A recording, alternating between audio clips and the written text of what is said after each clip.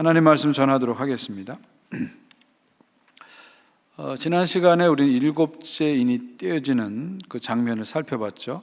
일곱째 인이 떼어지면서 어떤 일이 일어났죠? 하늘이 고요해지고 천사들의 손으로부터 성도의 기도가 하나님께로 올라가는 그런 장면을 보았습니다. 그리고 바로 뒤에 이어서 일곱 천사가 일곱 나팔을 준비하고 있는 모습이 나옵니다. 결국 인심판의 마지막 일곱 번째 심판은, 일곱 인의 심판은 일곱 나팔, 그 다음 심판은 일곱 나팔을 소개해 주는 역할을 하는 것을 볼 수가 있죠. 그러니까 마지막 일곱 번째 인심판에서 그 다음 심판 시리즈 일곱 나팔들이 나왔다, 이렇게 볼 수 있습니다. 이걸 표로 보면은 이렇게 볼 수가 있습니다. 표를 한번 보여주십시오. 인심판, 마지막 일곱 번째 심판에서 나머지 일곱 나팔의 심판이 나오는 거죠. 그리고 마지막 일곱 번째 나팔에서 또 그 다음에 시리즈 일곱 대접 심판이 나오는 이런 겹치기 구조를 가지고 있습니다. 이거를 문학적인 용어로는 포개기 문학적 전환이다. 포개기 문학적 전환. 포개지는 인터락킹, 서로 이렇게 포개지는 문학적 전환이다, 이렇게 얘기합니다. 그러니까 마지막 심판에서 나머지 일곱이 나오고 또 마지막에서 나머지 일곱이 나오는, 이렇게 서로 연결되는 인터락킹하는 포개기 구조를 가지고 있습니다. 물론 이 마지막에 나오는 일곱 대접 심판은 중간에 12장, 14장까지 삽입 장면이 들어가기 때문에 직접적인 연결은 안 되지만 내용적으로 보면 역시 포개기 구조를 가지고 있죠. 자, 이 포개기 구조, 이런 문학 구조를 통해서 우리가 깨닫는 건 뭐죠? 일곱 인 심판, 일곱 나팔 심판, 일곱 대접 심판이 각각 다른 세 가지 시리즈의 심판이 아니라 사실은 하나로 연결된, 서로 연결된 하나의 심판이라는 것을 우리는 알게 됩니다. 그러니까 결국 같은 현상을 다른 각도에서 다른 상징으로 보여줬다, 이렇게 보시면 돼요. 같은 현상은 뭐죠? 예수님의 초림부터, 처음 예수님이 오셔서 십자가에 죽으시고 부활하신 그 초림부터 재림까지, 다시 오시는 그때까지 이 역사 속에 하나님이 어떻게 간섭하시고 심판하시는지를 보여주는 이 현상을 다른 상징과 다른 이미지를 갖고 보여주는 거죠. 인이라는 상징, 나팔이라는 상징, 대접이라는 상징 가지고 보여주는 겁니다. 그러니까 여러분이 여기서 일곱 인심판이 나오고 그 다음에 또 일곱 나팔이 나오고 일곱 대접이 나오고 마치 일곱 개 21개의 심판이 시간 순으로 쫙 나오는 것으로 이렇게 이해하시면 안 됩니다. 그게 아니라 같은 하나님의 심판을 다른 이미지를 가지고 보여주는 거예요. 그리고 뒤에 가서 보강해 주는 거예요. 그래서 보강해 주는, 같은 것을 설명해 주는 거다, 보강해 주는 거다, 이렇게 이해하시면 됩니다.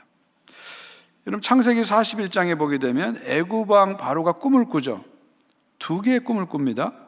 첫 번째 꿈은 뭐죠? 꿈을 꾸는데 7마리 아주 살찐 소가 나와요. 그리고 조금 있다가 뭐가 나오죠? 아주 삐쩍 마른 7마리 삐쩍 마른 소가 나옵니다. 근데 이 마른 소가 살찐 소를 잡아먹는 꿈을 꾸죠. 그리고 이어서 또 하나의 꿈을 꿉니다. 어떤 꿈을 꾸죠? 아주 풍성하고 충실한 7 이삭이 쫙 나옵니다.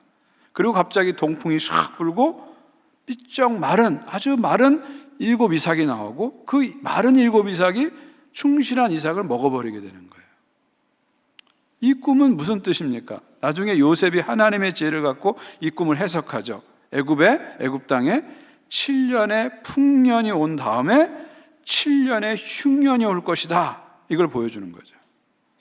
그러니까 무슨 얘기냐면 이 두 개의 별개의 꿈이 아니라 하나의 사실을 다른 이미지를 갖고 표현하는 겁니다.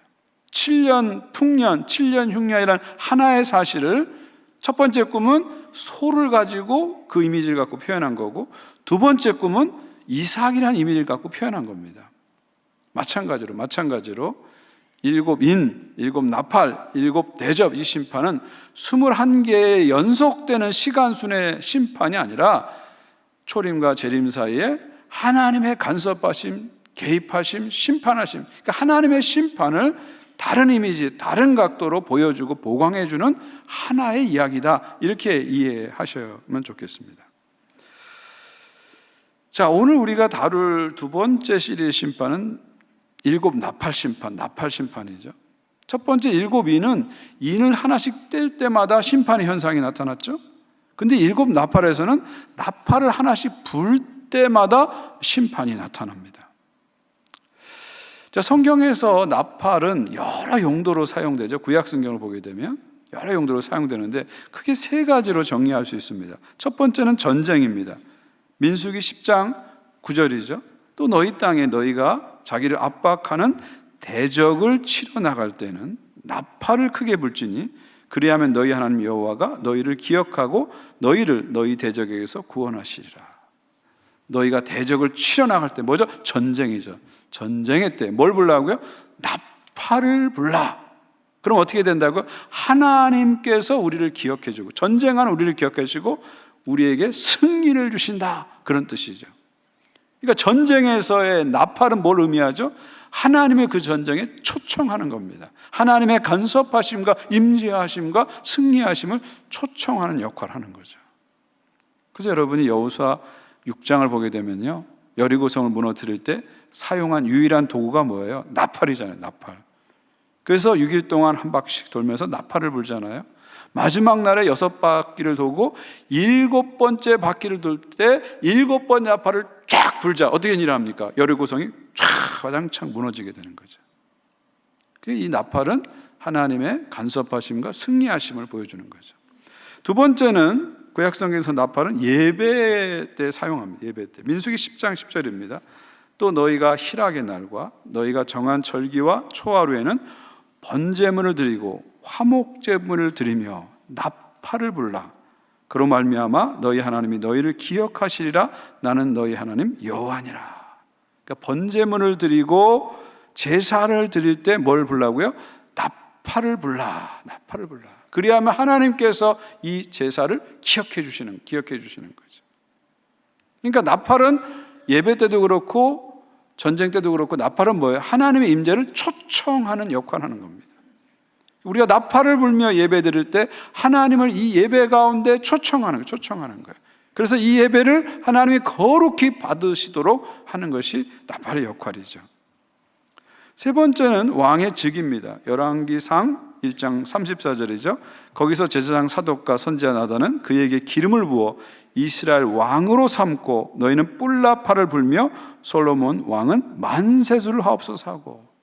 자, 다윗에 이어서 솔로몬이 왕으로 세워지죠. 기름 부어질 때 무슨 나팔을 분다고요? 뿔나팔, 양각나팔을 부는 거죠. 그러면서 왕의 즉위한 것을 나팔을 통해서 선포하는 겁니다. 그리고 백성들이 솔로몬 왕 만세 만세 만세 하고 만세를 부르는 거죠. 그러니까 나팔은 왕의 즉위를 선포하는 역할을 합니다. 이 외에도 구약성경 보게 되면 백성들을 회집할 때도 나팔을 불고 군사가 행진을 시작할 때도 나팔을 불고 어떤 절기를 알릴 때도 나팔을 붑니다. 그러니까 구약성경에서 나팔은 하나님의 신호를 보내는 수단이라는 거예요. 뭐 요즘처럼 우리가 셀폰도 쓰고 전화기도 쓰고 뭐 여러 가지 무전기도 쓸 수 있지만 그 당시에 그런 게 없으니까 나팔이 하나님의 신호를 보내는 수단이 되는 거죠. 특별히 나팔은 하나님의 승리를 전달하는, 선포하는 수단이 되는 거죠. 그래서 결국 일곱 나팔 심판의 핵심은 뭐냐면 하나님의 승리를 선포하고 하나님의 승리를 알리는데 일곱 나팔 심판의 목적이 있다는 걸 알게 됩니다.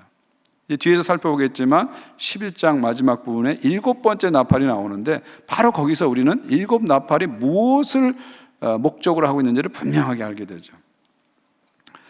자, 한번 표를 보면서 구체적으로 첫 번째부터 6가지의 나팔의 심판의 내용을 살펴보면요, 첫 번째 나팔 8장 7절에 나오는데 불 때 어떤 일이 일어나냐면 우박과 불이 땅에 떨어져 가지고 땅의 3분의 1과 수목의 3분의 1이 파괴되는 현상이 나타나고요, 두 번째 나팔을 불러지자 불 붙는 산이 바다에 떨어져서 바다가 피가 돼요. 그러면서 바다가 오염돼서 바다 생물의 3분의 1이 죽고 배의 3분의 1이 파괴되는 일이 나타나고요, 세 번째 나팔이 불 때 햇불 같은 큰 별이 강에 떨어져서 역시 강이 오염됩니다. 강이 쓴물이 돼버려요. 오염돼 버리죠. 그래서 사람들이 죽게 되는 거죠. 네 번째 나팔에는 해와 달과 별의 3분의 1이 타격을 입어가지고 어둠이 찾아오고요. 다섯 번째 나팔을 불 때는 황충, 메뚜기를 말하죠. 메뚜기가 땅에 넘쳐나서 많은 사람들이 이제 괴롭게 되는 거죠. 여섯 번째 나팔은 2만만의 기병대, 2만만이라니까 2만 곱하기 만이니까 뭐예요? 2억 명이죠. 200 밀리언, 2억 명의 기병대가 나타나서 사람의 3분의 1을 죽인다. 이게 이제 여섯 번째 나팔의 내용입니다. 자, 이렇게 보게 되면요, 8장 9장에 나오는 이 6가지의 나팔 심판을 보게 되면 여러분이 뭔가 떠올려지는 게 있을 거예요. 구약 성경에 어떤 사건이 떠올려질 겁니다. 어떤 사건이 떠올려지죠? 애굽의 열재앙이 떠올려질 겁니다. 그렇죠? 애굽의 열재앙이 떠올려집니다. 그러니까 이 나팔 심판은 애굽의 열재앙과 아주 긴밀하게 이렇게 연결되어 있는 것을 볼 수가 있습니다. 여러분, 애굽의 열재앙이 뭡니까? 제가 1월 달에 새벽 기도할 때 외우는 방법 알려드렸죠. 그냥 그냥 무조건 외우려면 잘 안 외워지니까 스토리로 외우라고 말씀드렸잖아요. 애굽의 열재앙이 뭐죠? 첫 번째, 애굽의 열재앙은 뭡니까? 이집트 하면 여러분 무슨 강이 생각나죠? 이집트 하면 무슨 강이 생각나죠? 세느강이요? 아니죠. 이집트 하면은 나일강이 생각나요. 나일강. 첫 번째 재앙은 나일강이 피가 변하는 거예요. 나일강이 피로 변하니까 개구리들이 올라옵니다. 두 번째는 개구리 재앙이죠. 개구리들이 너무 많으니까 막 썩으니까 뭐가 생겨요? 세 번째, 이가 생기죠. 또 뭐가 생겨요? 네 번째, 파리가 생깁니다. 이 파리가 넘치니까 어떤 일이 생깁니까? 전염병이 창궐합니다. 그래서 먼저 다섯 번째, 동물에게 돌림병이 생기고요. 여섯 번째는 이게 사람으로 가는 거죠. 우리 코로나도 그렇잖아요. 짐승의 전염병이 사람에게 온 거잖아요. 사람으로 와가지고 사람에게 악성 종기가 생기는 게 여섯 번째죠. 일곱 번째는 뭐예요? 기상 변화가 일어나니까 막 뜻하지 않은 우박이 막 쏟아지는 게 일곱 번째고, 여덟 번째는 메뚜기가 이상 번식을 해서 메뚜기가 창궐하는 게 여덟 번째고, 아홉 번째는 애굽이 다 흑암으로 변해요. 하나님이 애굽의 불을 끈 거예요. 셧다운 시킨 거예요. 완전히 깜깜하게 만든 거예요. 그리고 마지막 열 번째는 어떻게 돼요? 장자가 죽는 게 열 번째 재앙이죠. 이렇게 스토리로 이해하면 이게 자꾸 안 잊어버리고 이 열 가지 재앙을 이해할 수 있습니다. 이게 열 가지 재앙인데 이 열 가지 재앙과 일곱 심판과 상당히 밀접하게 연결되어 있어요. 한번 표를 보시면요, 첫 번째 나팔은 뭐하고 연결될까요? 일곱 번째 재앙과 연결돼요. 우박이 내렸으니까 일곱 번째 재앙이 우박과 연결되는 거고요. 두 번째 나팔과 세 번째 나팔은 결국 뭐하고 연결될까요? 첫 번째 재앙, 나일강이 피로 변하는 거. 바다가 오염되고 강이 오염돼서 사람들이 살 수 없잖아요. 나일강이 피로 변하는 첫 번째 재앙이 연결되고요. 그 다음에 네 번째 나팔은 뭐가 연결될까요? 아홉 번째 재앙, 흑암재앙. 해와 달과 어둠이 오니까 흑암재앙하고 연결되고요. 다섯 번째 나팔은 뭐하고 연결될까요? 여덟 번째 메뚜기 재앙, 메뚜기가 창궐, 메뚜기 재앙이 연결되고, 여섯 번째 재앙은 기병대로 죽음 당하니까 마지막 열 번째 재앙, 장자의 죽음을 뜻하는 것이죠. 자, 이렇게 보면은 계시록의 나팔 심판과 출애굽의 열 가지 재앙이 긴밀하게 연결되어 있습니다. 결국 요한계시록은 이 구약의 열 가지 재앙, 출애굽의 열 가지 재앙을 가져와서 무슨 메시지를 우리에게 주는 거예요? 무슨 메시지를 주는 거예요? 결국 출애굽의 열 가지 재앙을 통해서 하나님께서 당시 세상을 대표하는 애굽을 심판하시고 하나님의 백성, 당신의 백성을 구원하시는 것이 목적이었죠. 마찬가지로 일곱 가지 나팔 심판의 목적은 뭐예요?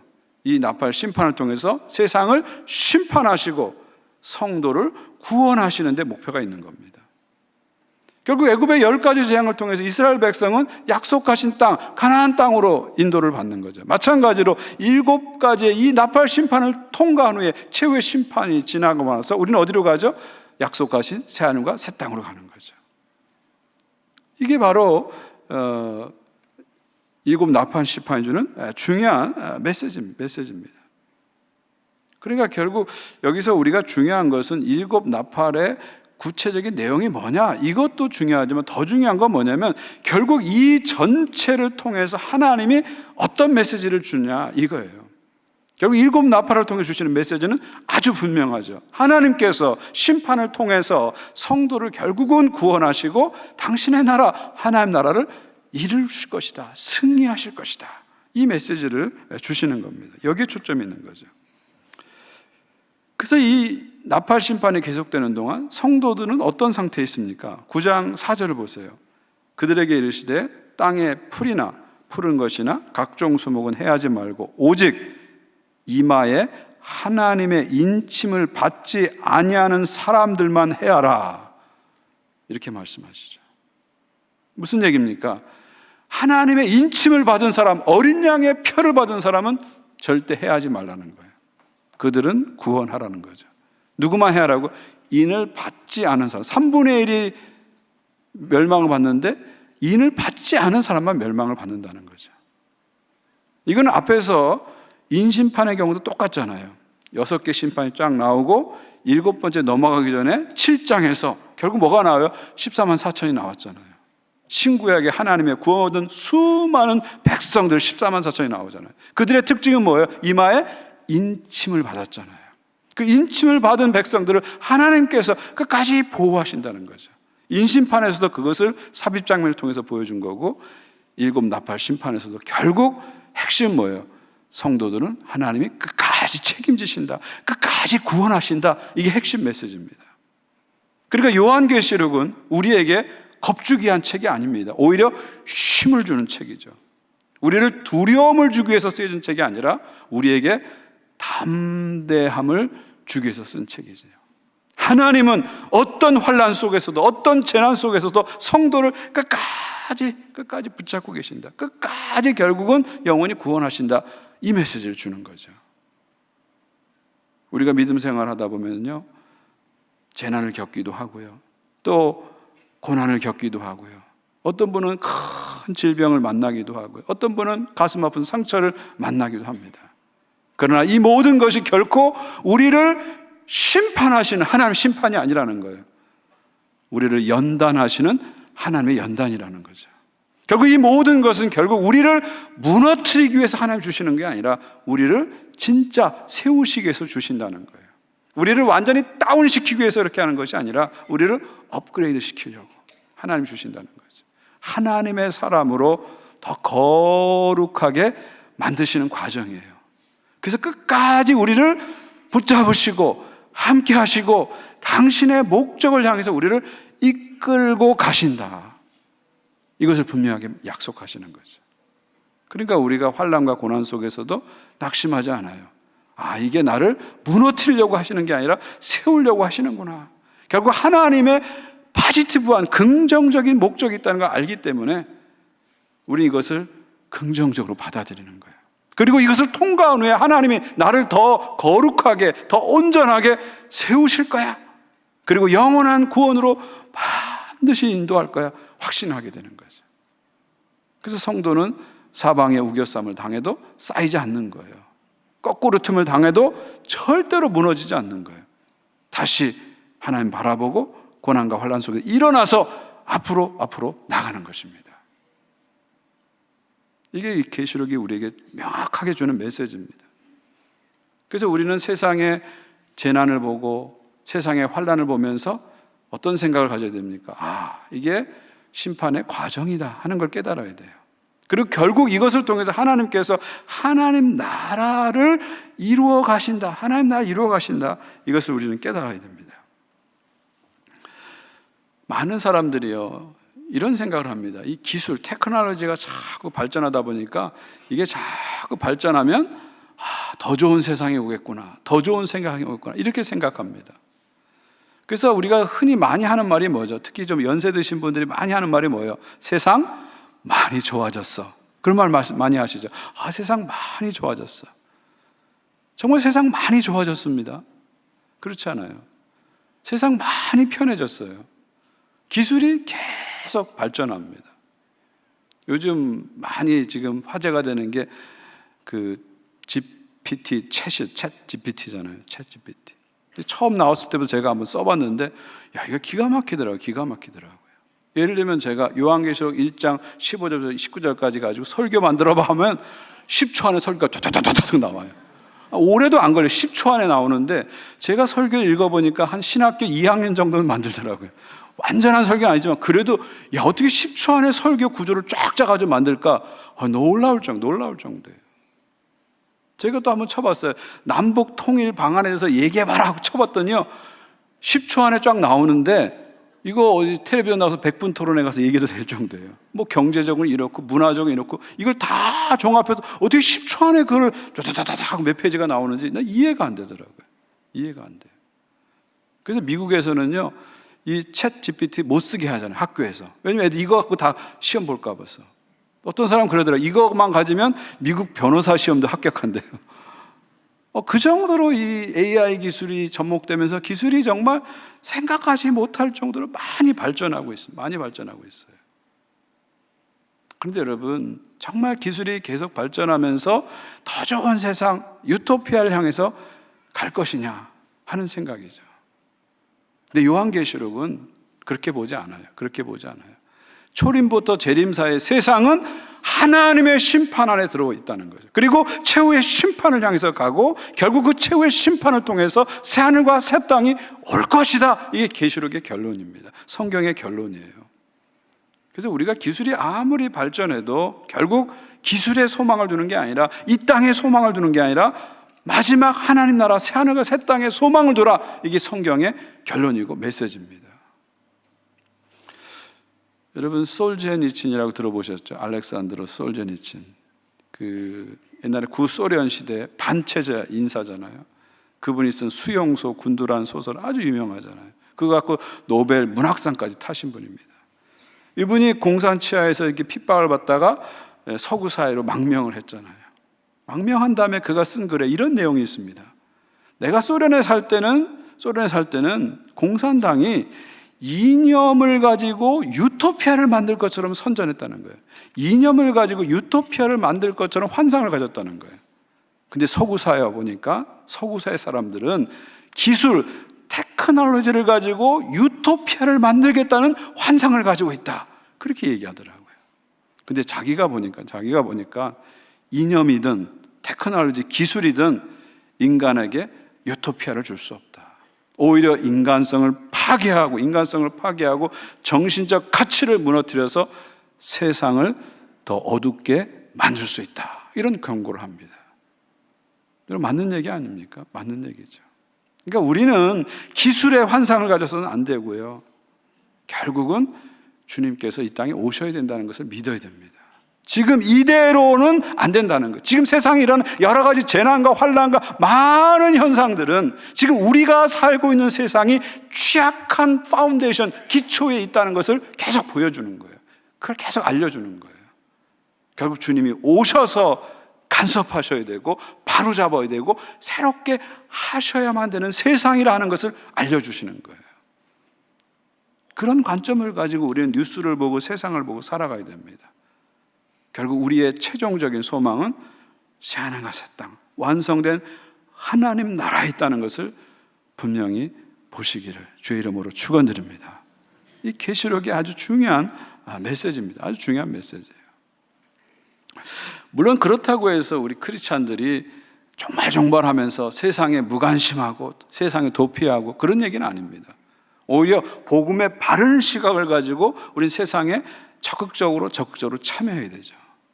그래서 우리가 난민도 돕고 환경운동도 하고 여러 가지 일들을 하는 것은 결국 복음의 시각으로 세상에 참여하는 거죠. 지금 나팔 심판에 나온 여러 가지 현상들이 지금 그대로 일어나고 있잖아요. 바다가 오염되고 강이 오염되고 그래서 바다 생물이 죽어가고 그래서 마실 물이 없잖아요. 우리는 다 물을 지금 사 먹고 있잖아요. 여러분 수돗물 틀어서 확 마시는 분 별로 없잖아요. 우리 어렸을 때는 다 운동하다가 수돗물 딱 틀어서 확 먹었잖아요. 근데 지금 그렇게 안 하잖아요. 정수해서 먹거나 물을 사 먹습니다. 이게 상상을 못하는 일 아닙니까? 지금은 너무 당연한 일이지만 얼마 전까지도 상상을 못한 일이에요. 아니 돈을 주고 물을 사 먹어? 돈을 주고 술을 사 먹는 건 이해되는데 돈을 주고 물을 사 먹어? 이 이해가 안 돼요. 근데 지금은 너무나 환경이 오염돼서 우리 이걸 당연하게 지금 받아들이면서 살아가고 있고 그 상황은 점점점 나빠질 거라고 모든 학자들이 다 예측하고 있습니다.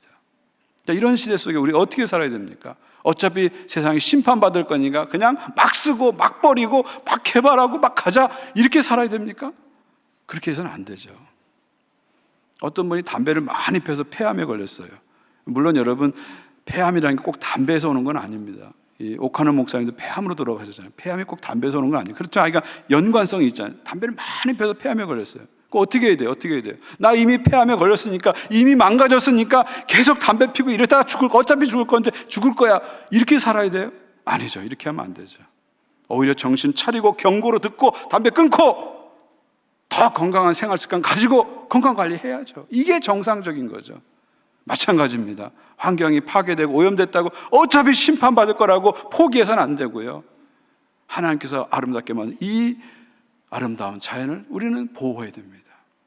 먼저 하나님의 영광을 위해서 환경 보호를 해야 되고요. 우리 이웃 사랑의 차원에서 해야 됩니다. 우리 이웃을 사랑하는 마음으로 우리가 환경을 보호해야 됩니다. 더 나아가서 우리 자녀들과 다음 세대를 생각한다면 환경을 보호해야 되죠. 우리는 그래도 이만큼 살았는데 더 많은 시간을 살아야 할 우리 다음 세대를 생각하면서 환경을 보호해야 되죠.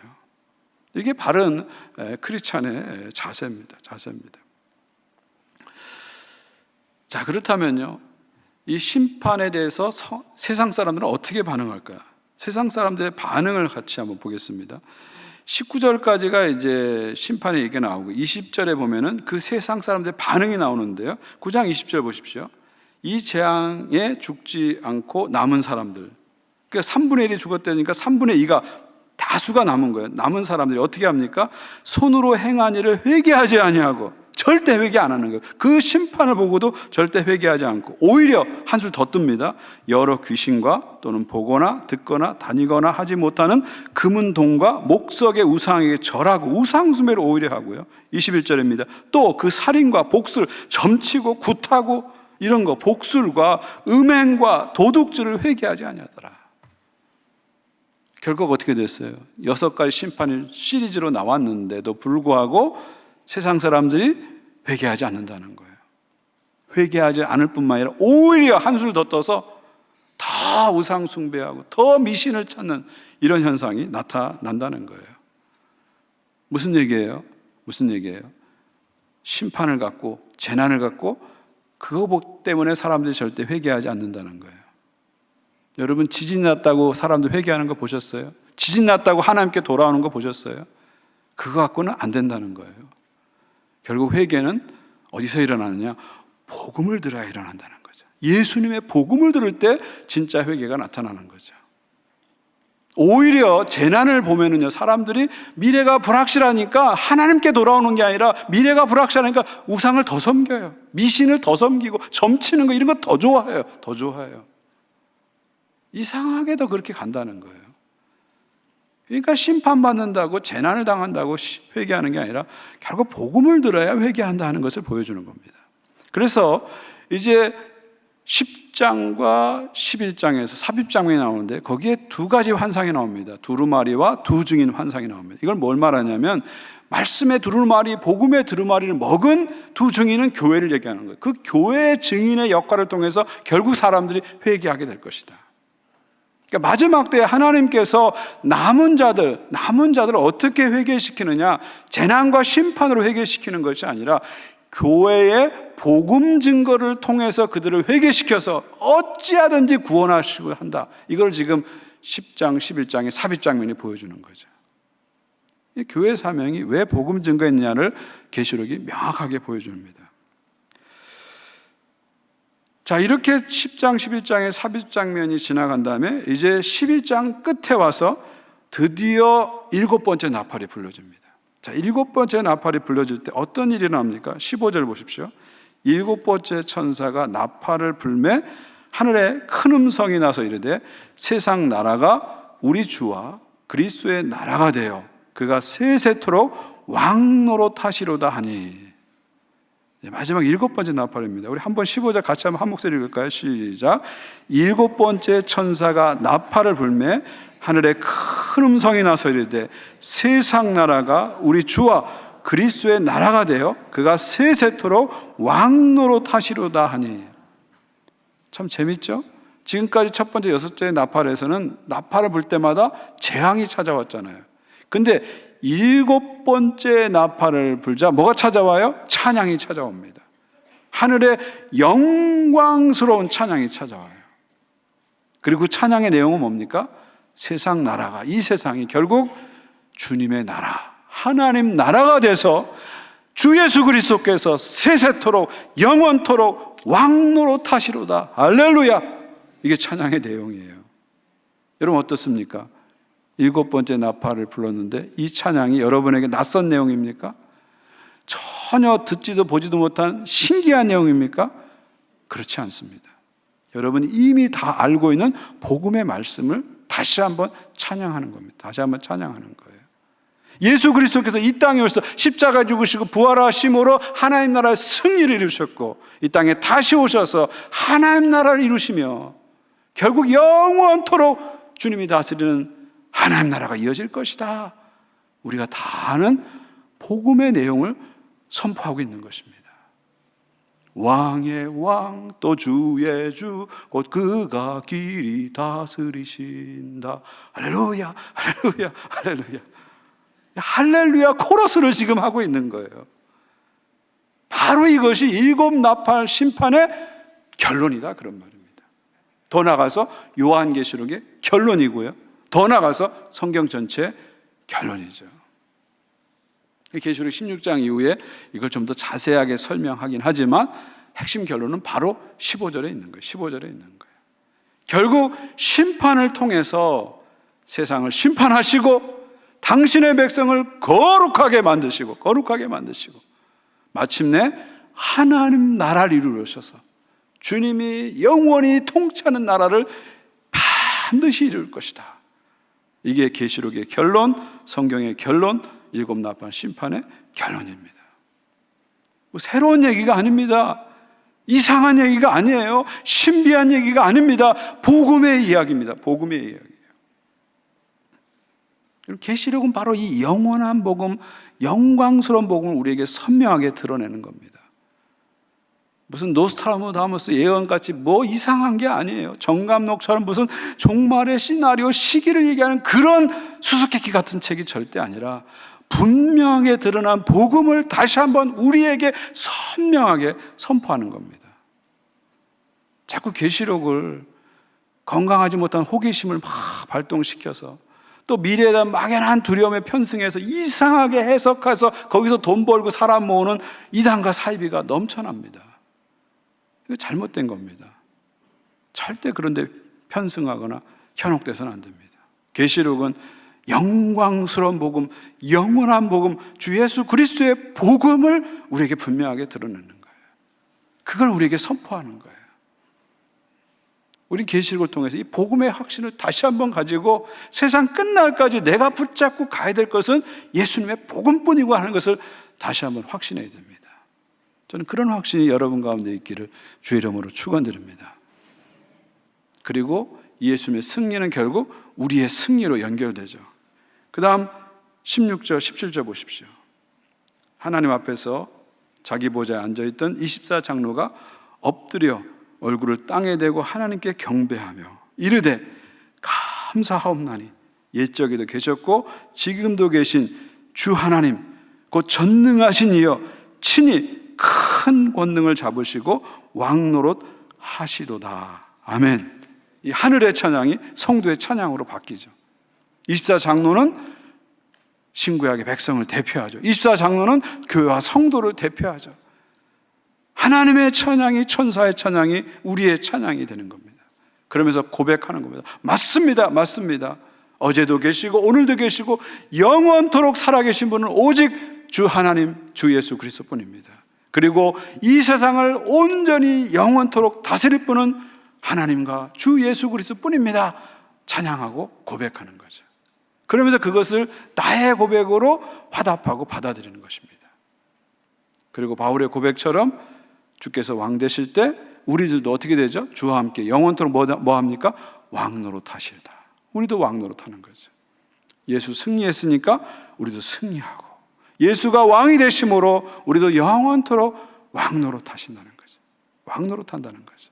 이것이 바로 지금 우리가 누리고 있는 성도의 정체성이고, 바로 이것이 바로 우리가 영원히 누릴 성도의 영광이고 정체성이다 선포하고 있는 것이죠. 바로 이것이 계시록이 우리에게 보여주는 것입니다. 결국 무엇을 보여주는 거예요? 무엇을 보여주는 거예요? 역사는 하나님의 손에 있다. 이걸 보여주는 거예요. 역사는 결국 하나님의 손에 있다. 10가지 재앙을 통해서 결국은 다른 게 신이 아니라 오직 하나님만이 참신이라는 것을 출애굽을 통해서 보여주었듯이, 마찬가지 7 나팔 심판을 통해서 하나님께서 우리에게 분명히 보여주는 것은 역사는 결국 하나님의 손에 있다. 역사를 시작하신 분도 하나님이고 역사를 끝내신 분도 하나님이시고, 역사는 결국 하나님의 손에 있다. 이것을 분명히 보여주는 겁니다. 우리가 이 세상을 보면 참 혼란스럽고 정말 해석하지 못한 많은 일들이 일어나면서 혼돈스럽습니다. 그러나 세상이 혼돈스러운 게 아니라 세상은 하나님의 손에 잡혀 있어서 결국 하나님께서 그의 히스토리를 지금도 쓰고 계시고, 결국은 하나님의 손에 역사가 완성될 것이다. 혼란한 게 아니라 결국은 이 모든 혼란과 모든 재난이 결국은 하나님의 나라를 이루는 과정으로, 그 방향으로 가고 있다 하는 것을 계시록이 분명히 보여주는 겁니다. 이런 확신이 여러분 가운데 이 계시록 말씀을 통해서 다시 한번 부어지기를 주의 이름으로 축원드립니다. 오늘 종려주일인데요, 예수님 왕으로 이 땅에 오셨습니다. 그리고 십자가의 죽으심으로 또 부활하심으로 우리의 왕이 되셨고 당신의 왕국을 이루셨습니다. 이 종려주일 이 날에 다시 한번 예수님을 나의 왕으로, 내 삶의 왕으로, 나의 삶의 중심에, 마음의 중심에 왕으로 모시고 그분만을 바라보면서 끝까지 keep going. 여러분 좋은 선택, 옳은 길을 선택했으니까 다른 데 한눈 파지 마시고요, 다른 소리에 현혹되지 마시고요, 끝까지 keep going. 예수님 바라보고 복음 붙잡고 나가는 여러분 모두가 되시기를 주님의 이름으로 축원드립니다. 하나님 아버지 감사합니다. 7 나팔 심판을 통해서 결국 하나님이 승리하시는 영광의 메시지를 받게 하신 것을 감사합니다. 복음이 옳다는 것, 복음이 이긴다는 것, 예수께서 승리하신다는 것을 다시 한번 알려주셔서 감사합니다. 우리가 옳은 길을, 좋은 길을, 영원한 길을, 구원의 길을 선택했사오니 끝까지 주님 붙잡고 복음 붙잡고 keep going 하는, 계속해서 달려가는 믿음의 사람들 되게 하여 주시옵소서. 예수님의 이름으로 기도하옵나이다. 아멘.